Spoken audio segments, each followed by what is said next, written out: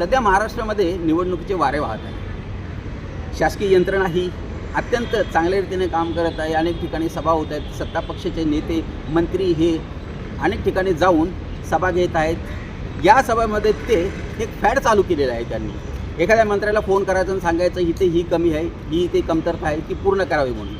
अशातच उपमुख्यमंत्री एकनाथराव शिंदे यांनी आरोग्यमंत्री आबिटकर यांना फोन करून सांगितले की सदर या जागी अशी कमीपणा आहे, त्यामुळे इथे वाढवा।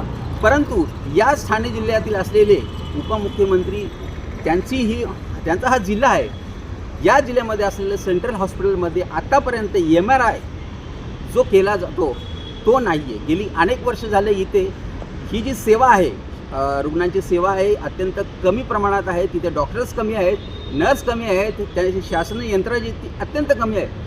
अशामुळे जर उपमुख्यमंत्री यांनी जर आबिटकर यांना सांगून या उल्हासनगर शहरातील मध्यवर्ती हॉस्पिटलमधील सेवा वाढवली, तिथे डॉक्टर्स वाढवले किंवा MRIची सेवा वाढवली किंवा यंत्रणा तिथं सुरू केली तर लाखो लोक यांची सेवा होऊ शकेल।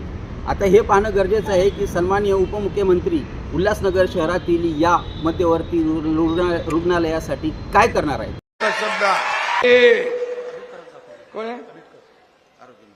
आरोग्य मंत्री प्रकाश आबिटकर।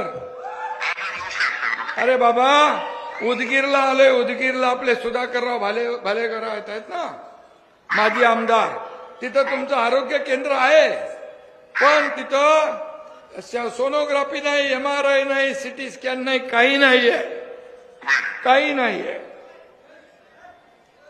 तात्काळ लवकर याची बैठक घ्या आणि सुधाकररावला बोलून घ्या, भालेरावला, आणि ताबडतोब करा। इथं जर नुसती बिल्डिंग काय लोकांना बघायला ठेवली इकडे,